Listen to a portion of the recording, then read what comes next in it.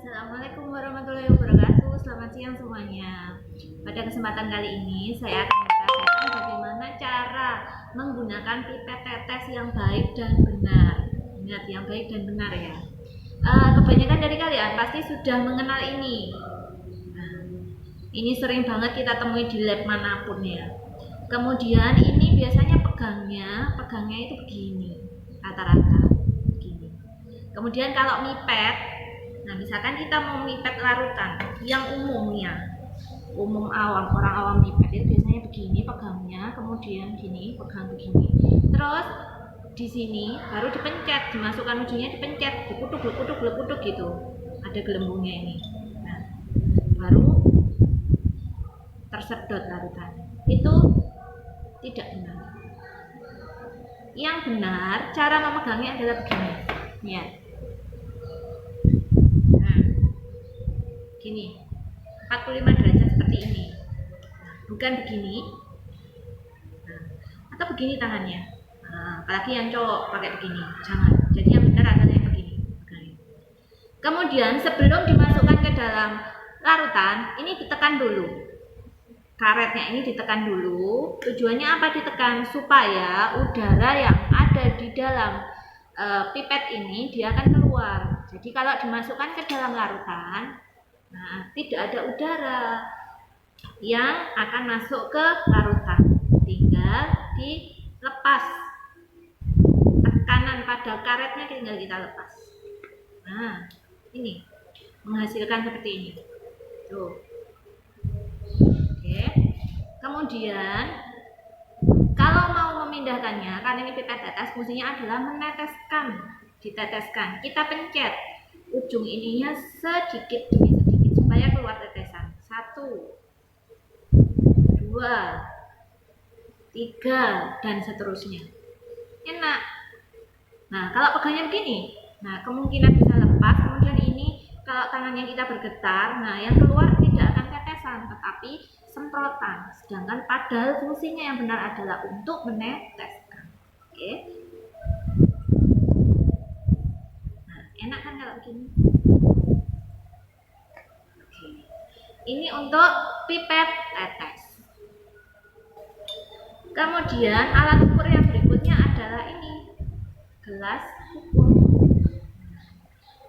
Gelas ukur ini penggunaannya sesuai dengan kebutuhan. Kita mau mengambil larutan yang volumenya seberapa. Sebelum kita menggunakan gelas ukur ini, mau saya kenalkan dulu yang namanya batas meniskus. Perhatikan.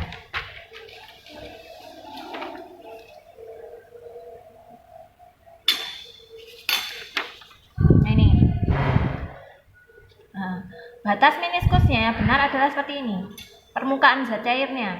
Nah, ini misalkan skalanya yang benar adalah ini puncaknya, atau biasa kalau saya bilang itu ujung apa ya, kalau bilang bokongnya, kok tabu sih bahasanya, ujungnya ini itu harus berimpit dengan garis skalanya,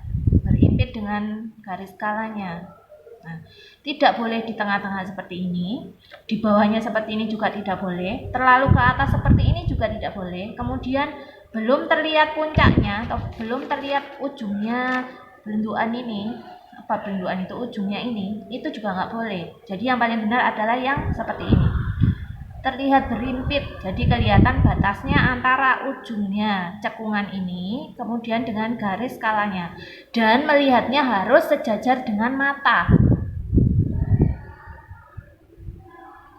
ya, sejajar dengan mata. Oke, mari kita praktekkan.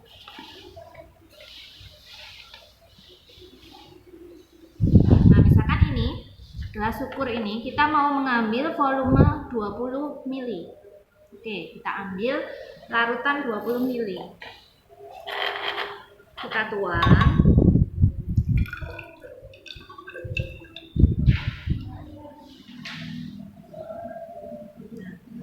Kita tuang mendekati 20 seperti ini. Lalu kita tambahi menggunakan pipet tetes sampai di skala 20.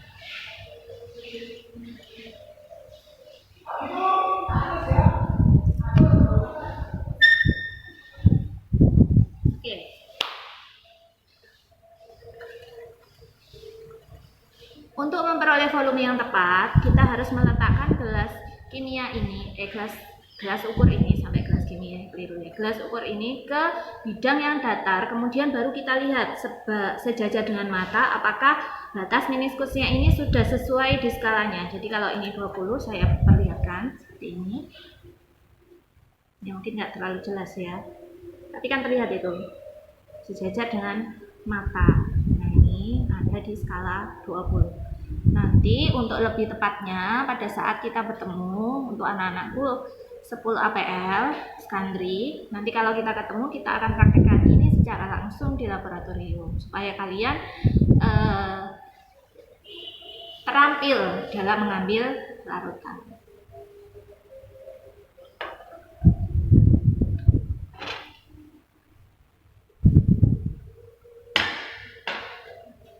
Untuk alat ukur volume berikutnya, ini ada yang saya sebutkan tadi. Nah ini adalah pipet gondok atau pipet volume tadi.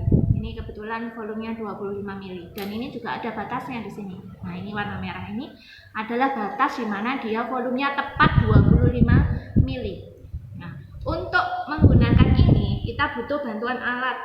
Ini tadi karet penghisap tadi. Boleh pakai yang warna merah ini, boleh pakai yang warna biru. Nah, yang warna biru itu hanya ada satu lubang dan ini hanya bisa untuk menyedot atau menghisap saja. Nah, ini hanya untuk menghisap saja. Nanti habis ini saya peragakan. Kemudian kalau yang merah itu ada beberapa tombol. Ada tulisannya. Yang paling atas ini ada huruf A. Nah, A. Supaya kita gampang memahami, A ini kita artikan sebagai ambil.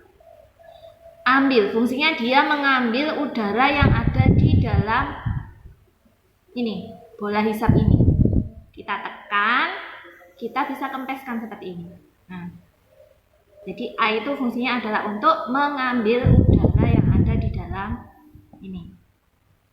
Kemudian di sini, ini adalah tulisan S. Nah, S ini supaya kalian gampang mengingat, kita artikan sebagai sedot. A tadi ambil, S itu sedot. Fungsinya adalah untuk mengambil larutan atau menyedot larutan. Ini setelah kita kempeskan tadi, kemudian kita menyedotnya, ditekan yang S ini. Nah, kita lihat, ini kan kempes, terus kalau kita tekan S, nah ini, nah dia akan menarik. Kemudian ini ada tombol, ada tulisan E. E itu adalah exit. Exit itu fungsinya adalah untuk mengeluarkan. Jadi kalau nanti kita sudah terisi dengan larutan, nanti kita keluarkan pakai tombol E. Exit kita tekan, nanti akan keluar. Nanti habis ini kita peragakan. Langsung kita peragakan ya. Oke. Ini kita pasang. Nah, pengen kan praktikum? Makanya nanti kalau sudah selesai COVID, kalian saya ajak ke sini ke lab, terus kita belajar bersama bagaimana cara memipet larutan yang baik dan benar. Mudah-mudahan informasi yang saya berikan hari ini bermanfaat. Jangan lupa diperhatikan, kemudian dicatat, dimengerti, dipahami, supaya kalian nanti kalau praktek ke lab, kalian tidak akan bingung lagi. Oke, terima kasih untuk hari ini. Semoga bermanfaat. Sampai ketemu di video berikutnya. Assalamualaikum warahmatullahi wabarakatuh.